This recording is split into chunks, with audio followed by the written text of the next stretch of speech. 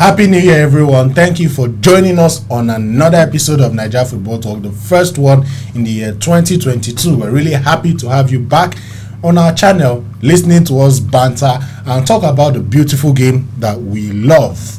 Obviously, we're going to be looking at the Premier League this week because the Premier League is the only league that has been going on in this holiday period. Although some leagues are resuming slowly, we had La Liga action this past week, but there was no much talking point to discuss. But when we come back from this short break, we'll be going straight into the gist, the hot takes, and all the banter that came out from this week's Premier League action. Stay with us.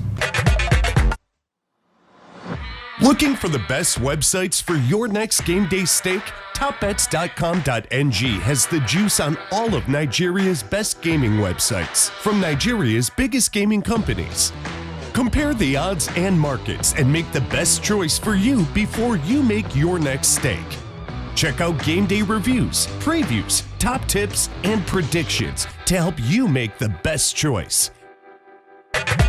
Welcome back to the show. In case you've forgotten, my name is Chima, and as usual, I have Kolade and Bolu with me to do justice to all of the talking points from the past game week. And we're going to be focusing on the Premier League this season, especially on the Afcon departures. You know, it's already a heated title race, but there are some key players who are going to be showcasing their talents for their countries at the 33rd African Cup of Nations in Cameroon, which begins in less than a week, and this is sure to affect the title race. So we're going to be looking at this and some other things, but let us start off first with the two biggest games from the Premier League this week: Chelsea, Liverpool, Arsenal, Man City. There was a lot of talking points, a lot of action, and a lot of controversy, especially from the Arsenal game, which we're going to be starting off with right now. But before we go into all of those controversies, Kolade, as an Arsenal fan, I mean, I'm very sure you're very excited,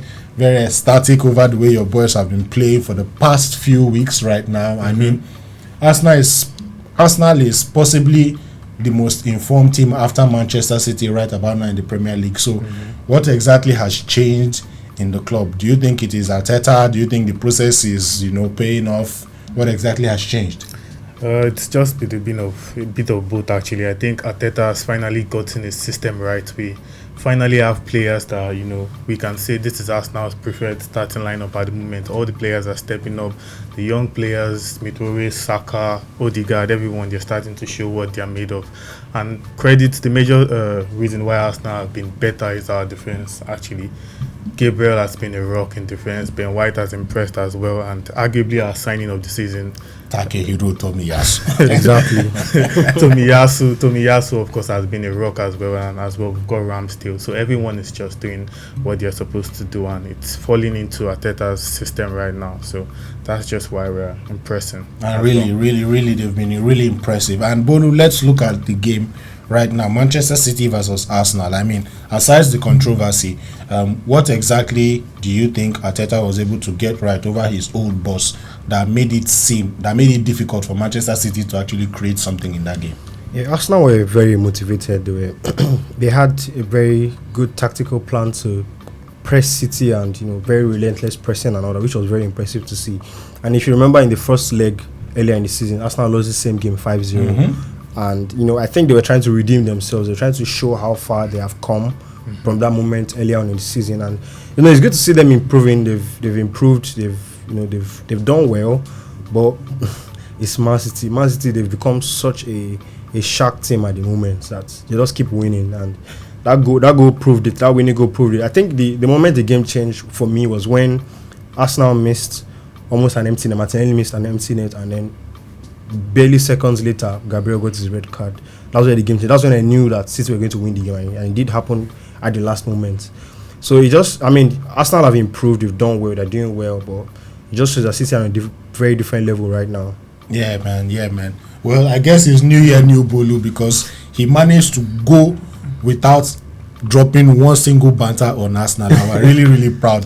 Let's hope that this hot form that you've New Year, new me. Same me though. Let's hope this new uniform that you've begun with, maybe continues for a while, so that Kolade can have A peace bit of less mind. violence. All right, so now let's talk about the decisions in the game. I mean, we could talk on and on and on about the performances of the players, especially Thomas Partey, who literally bust a midfield that had Kevin De Bruyne, Bernardo Silva, Rodri, you know, the best, arguably the best midfield in the Premier League. Thomas Partey came and showed his class against them. We could talk about this man and we could talk about all of the other players who were absolutely phenomenal for Arsenal. But the refereeing controversies are the highlight of the game. First, there was no penalty given to Arsenal after the foul on Odegaard. Then there was a questionable penalty given after the foul on, or the supposed foul on Bernardo Silva. And then there was the red card decision. There were other decisions in the game which were very touchy. So what are your takes? I mean, Premier League refereeing is always a problem, but what are your takes on this particular game? Yeah, this has been a recurring issue. The Premier League is supposed to be the best league in the world, and I believe if this is supposed to be the best league, we should have the best quality of referees around. And this cannot be happening in a top level game like this. First of all, especially now that there is a VAR. First of all, Rodri committed more than how many bookable offenses in that game? I think City, they were not booked until the 90th minute. Arsenal had about 5 players booked. Odin just came on and he was booked in the next 60 seconds. Now, I'm not disputing the penalty that City got, but if you call that a penalty, then the foul on Odegaard has to be a penalty. What we are calling for is consistency right here, and we've not seen any sort of consistency here. Even Martinelli's miss, the referee was right there obstructing his line of view, and how can we continue to allow this happen? There's no shame in losing to Manchester City, don't get me wrong, right, yeah. But let them beat us fair and square, and that was not a fair match at all. It wasn't a fair match, and when you look at the effect of Gabriel red card, he could miss the North London derby. That's a 6-pointer. It's a very key match for Arsenal. That's a 6-pointer game for us, and one of our best defenders, if not our best, is not going to be available. It's quite a pity, and it's also showing. It's also, I mean, should I say, giving credence to the reasons why English referees are rarely chosen for big international tournaments. Champions League, World group of referees. We don't see them out there. There's always some controversy. Just recently, Xhaka said something in an interview that the referees once told his fellow Arsenal teammate that, we have to give him that card because he's Xhaka, we know who he is. So that means they just fouling based on his reputation. They just card him because he's Xhaka. These things need to stop anyways. There's a tinge of, I don't know, should I say racism? But I don't want to play that card. But let's just hope that the Premier League refereeing gets better, and that the fan outrage and then the player and the club outrage also gets to the Premier League board so that they can do something about it. All in all, Arsenal, we can be proud of the performance there. All right, so moving on straight to Chelsea versus Liverpool, the second biggest game of the weekend, and that was the biggest game of the weekend. It was supposed to be the biggest game of the weekend, but Arsenal Man City proved rather to be the biggest game of the weekend, because there was like, some serious football happening there. You people were just lucky not to have lost. That game was between two of the last 3 European champions. So I don't see how it wasn't the biggest game of the anyway, so let's look at that game. I mean, you guys had to, pull 2 goals back to secure a point for yourself. And that's no thanks to Mohamed Salah being selfish, water is wet. And also some, 1 or 2 misses here and there from the Liverpool players. But what are your thoughts on the game so far? What are your thoughts on the game? Yeah, I was very proud of my team, especially regarding what happened in the build-up to the game with Lukaku and all that, having to drop Lukaku, which was a decision I supported, and I think most Chelsea fans also supported. No, I don't think there is any Chelsea fan that didn't support it. Some people are against it. Yeah, so it was a very good performance. I expected a very united effort, a very united spirit in the game, and I saw it in the players. Funnily enough, we considered 2 goals from defensive errors, and those goals came against run of play. So I think if we were... But they were good goals. No, they were good goals. Yeah, no, they were very excellently taken goals. They were superb goals. But, I mean, they were against run of play. At those moments when they scored, they were defensive howlers, and they were also when we were playing on top. So I think if we weren't having such a bad game defensively, and if we were even more clinical in attack, we could have won that game and kept a clean sheet. But unfortunately, that's where we are right now. So much bad luck going against us, and I mean, it was very good to see the boys come back, especially in the first half, because I was just hoping when we went 2-0 down, expecting us to just score a goal before halftime and keep that momentum up in the second half. But we did get our 2 goals in the first half, and we could have led that game before the first half ended too. It could have been 3-2 by halftime. But I was very impressed with the spirit, and like I said, the moment we're having right now, so much bad luck and very few players able to call upon. In the second half, we were barely able to call upon any attackers. Nobody else was really on the bench to come and help us change the game. So I think that quality was lacking to really go for the 3 points on the day. But I was very impressed with the performance. Yeah, Chelsea were really impressive. I mean, with the injuries and the COVID hitting your squad really hard, just like it is doing to my dear old Barcelona. I mean, please. I'm talking about big teams here. We're suffering, man. Not clubs that beg you to sign Morata. Over the weekend, we had to field 9 La Masia boys. Do you know how? That's what you do every weekend. Do you know how? Do you know how that could have affected our game, man? But anyway, let's continue. No one cares anymore. You people field 17-year-olds every week anyway. Let's continue what we're doing. So, Chelsea Liverpool, great game. Mane, Salah on the score sheet. Kovacic and Pulisic did their thing. Bolo has already given us his own take on the game, but what are your takes so far on the way Tuchel has been playing this period? There's this thing with Thomas Tuchel in all the clubs he has coached. He has always had a second or third season syndrome, should I call it, where everything starts to shake for the man anytime he's at his club. Do you think it's going to be the same thing with Chelsea, because they've been so far this his second season, full season at the helm of affairs now, and it's been a shaky period? Do you think it's going to be the same thing, or it's just unfortunate due to the injuries he's been having? I think it's going to be the same thing, but not for Tuchel's sake, but simply because if we go back down the years, 2, 3, 4 years back, Chelsea always have the December and January syndrome. I don't know, for some reason they struggle in this part of the season. In fact, this was the time where Lampard struggled last season, and they called time on his sack in January. So I think it's the same thing happening with Tuchel here again, but now it's gotten worse because COVID has not made things better. He's having to struggle with injuries.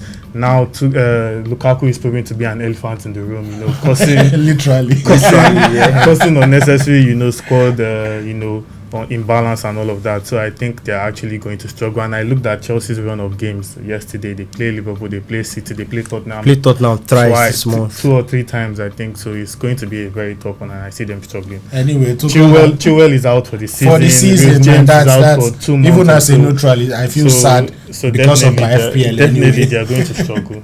But I think Tuchel should just any Chelsea fan now will be content with what they are having right now. It's a poor finish, and maybe they can chase one of the cup. I mean, these are the guys that were supposed to be the winners of this season's Premier League. They were just pretenders. But eventually, we saw that the league belongs to the one. And just to add something, I just remembered something now. I remembered myself and Bodi. We placed a bet on. Now, none of your strikers are. Hold on, it is still on. None of your strikers are able. Should Aubameyang leave Arsenal in January? We've lost that bet. None of your strikers are even going to meet up. What's the point? Like this your striker is literally being the problem here is Trey. They don't pursue your striker finish. The problem here is Trey. Since Trey sat down on this set, players got. Well, what happened to them? They were removed from the squad. That guy is a walking jinx. And Lukaku now might not play for their club this season since Trey got here on set. I mean, what have you done? Alright, let us count scores though. But I think Lukaku Aubameyang has 4 goals this season. Lukaku has 4. So let's just call it a draw for the sake of. No, it's not over. The season is not over. Lukaku will be back very soon. Aubameyang will probably play the next game. Don't worry. Aubameyang is gone, man. Aubameyang has a better chance than Lukaku right now. Interesting. His own was in discipline. You don't go out, you don't sign, you are the club record signing, and you go out to say I just join you for like Obioma's sake. I see we just pitied you guys. Don't worry. When you finally sell Aubameyang to Barca, you say it. I don't even want him at Barcelona. What did you say? I do not want him at Barcelona. Thank you very much. He will never wear Barcelona. Check his DM. Xavi is probably begging him. He's definitely not going to wear Barcelona shirt anytime. We'll be here, don't worry. Alright, when we come back from this short break, we'll be looking at how the Afcon departures is going to affect the title race. Stay with us. Looking for the best websites for your next game day steak? topbets.com.ng has the juice on all of Nigeria's best gaming websites from Nigeria's biggest gaming companies. Compare the odds and markets and make the best choice for you before you make your next stake. Check out game day reviews, previews, top tips, and predictions to help you make the best choice. Welcome back to the show. We're talking about the best bits of action from the Premier League from the past game week. Special thank you to our sponsors, topbets.com.ng, your number one site, your number one prediction site, where you can get the best analysis, the best tips, and the best reviews and previews of every game before you make your next stake. So make sure you visit topbets.com.ng before every stake you're going to make, so that you can smile to the bank just like your friends do. All right, now we're going to be looking at the Afcon departures. We're having Salah, we're having Mane, we're having a lot of players leaving the Premier League this season. I mean, the Premier League is one of the hardest hit leagues in Europe and possibly all of world football, because a lot of Africans are going to be leaving various clubs to go and play for their countries in the Afcon tournament. And possibly the hardest hit club will be Liverpool, where they'll be losing, the two goal scorers over the weekend, Salah and Mane. And now Liverpool is currently embroiled in a title race. So how are these departures going to affect the whole season? Is it going to cause Watford to be relegated? As a Nigerian fan, I think we know the answer. We have the answer in our head, but we don't want to say something like that on national TV. So all of that. I don't even know what you're talking about. I honestly don't know, bro. So how are all of these things going to affect the Premier League, relegation-wise, title-wise? So let us start off with title-wise. Do you think Liverpool will be able to pull through without having the powers of Salah and Mane, and sometimes Keita, who has turned in some very good performances in the midfield for them this season? I don't see how they pull through. I don't see how they survive. I mean, the Premier League is getting to a very heated state of the season, where you play about a game every 4 days now. The FA Cup is starting in January as well, like next week.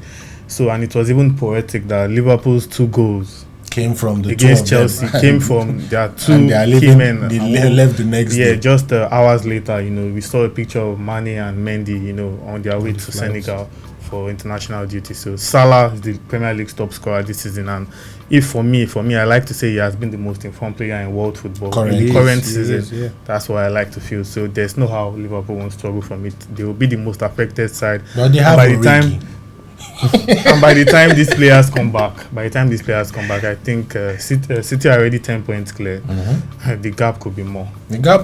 True. But I don't want to rule out Liverpool totally. I mean, I was joking when I said they have Origi, but they also have Jurgen Klopp, who has managed to hold down the fort even without these players on some occasions. I mean, he could still pull through, because their fixtures are, even though they are coming hard and fast, their fixtures this period are not as tough as other leagues. For example, Chelsea, who literally have the world against them in their fixtures this coming period, and they are going to be losing their key man, Edouard Mendy. I mean, even though these days now the bros they chop goal anyhow. So and now you're going to have to deal with Kepa and his proneness to errors. So how do you think it's going to affect you guys? I hope it shouldn't be. I hope and I think it shouldn't be as bad as it seems, because Kepa has quite repaired his form in the last 1 year. Especially this season, he has been in quite good form. So I think we shouldn't have too many problems there. But it's just that right now the defense is not at its best. The defense is low on confidence. There have been individual errors in that defense. So that's the only worry I have. But I think we should be fine compared to teams like Liverpool. If you look at Liverpool, their last 2 games, they've not even won. And that's with Salah and Mane. So now that Salah and Mane are leaving, definitely it's going to affect their results. And I think Liverpool really have much bigger problem than Chelsea do this month. So I think for us, it's just our goalkeeper. I think we should relatively do okay compared to a team like Liverpool. All right, let's look at Manchester City. They will only be losing Riyad Mahrez. I mean, they're still very fine. I don't think there's any problem at all within the citizens, setup. But the truth is that Mahrez has also proven to be a key player of sorts this season. He has scored almost their match winners. Most of their match winners this season. Thank you very much. He has scored a lot of clutch goals. He has been instrumental to a lot of wins. And without Mahrez's talents to call upon, the only replacement they currently have is Jack Grealish, who is not currently. There's Bernardo Silva. Yes. Bernardo Silva can play there. Foden Foden can play there. Sterling can play there. Sterling can Okay, play so anywhere. that means the consensus. Even KDB will play there. Yeah, well The consensus here is that no Mahrez, No no problem. problem. No problem. Interesting. No problem. All right, at all. let us look at some other clubs in the league. For example, Arsenal, who are currently Yeah. picking up form right now. You all the guys are Afcon going boys. to lose. You're El going to Neni, lose El Partey, Neni, you're going to lose Aubameyang Partey. is gone. Well, Aubameyang has not played a We role won in the past few weeks five out of our last 6 games without him. Aubameyang. So, but he has He's not scoring played. He has goals. not played We are quite. playing He fine. has not played a role in the last few games for you guys. But he's Now still I'm looking gone. forward to Maitland-Niles and Xhaka in midfield. Now with Partey going out, Smith Rowe comes in. Okay, so how do you think this is going to affect you guys' chance of a top 4? It's not really going. Partey has been impressive in the last 4 games or so. He has hit form, but like him going is not really. It's not going to hit. So us as you are much. saying that you are actually trusting Maitland-Niles and Xhaka No, in the Maitland-Niles midfield? is not going to Or play in midfield. Maitland-Niles and We've got Sambi we've got Lokonga. Smith Rowe, we've got Sabi Lokonga, we've got boys. Are you confident in these players? I'm confident in these boys. Like aside Leeds, Arsenal were recording the best season ever that young stars are performing in. So I trust these young boys, and I know they will do it.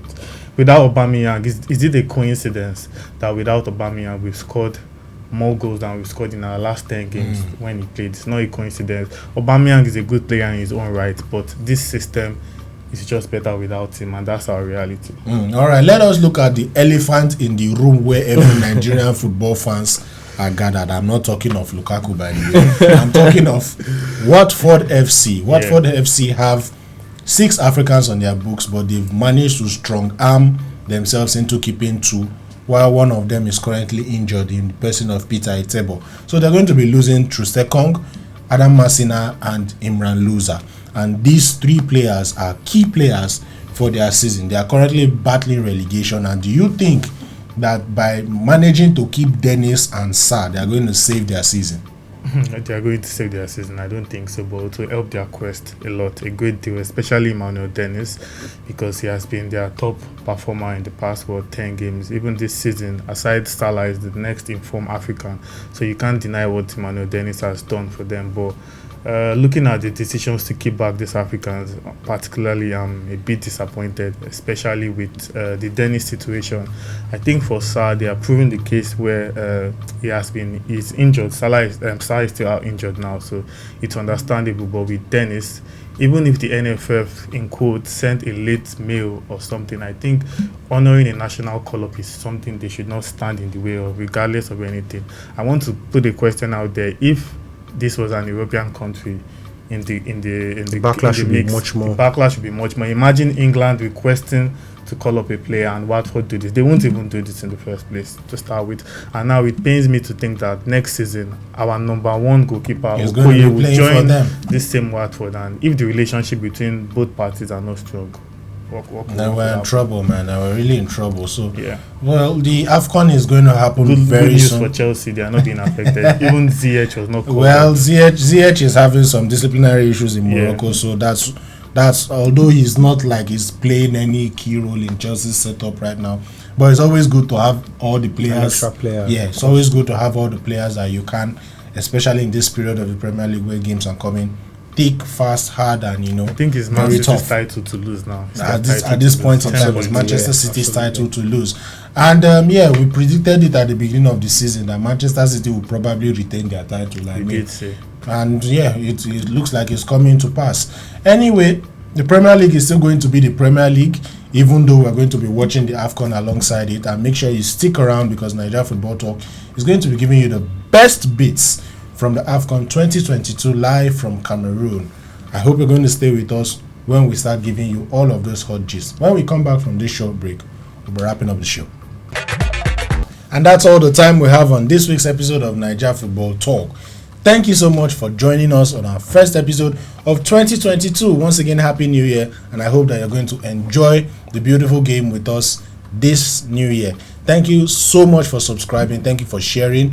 Please make sure you also share this content with your friends, family, well-wishers, even your trolls. We really love to interact with you guys. And thank you so much to our sponsors, topbets.com.ng, for keeping it real with us. And until we come your way, another beautiful episode of Naija Football Talk. Stay jiggy.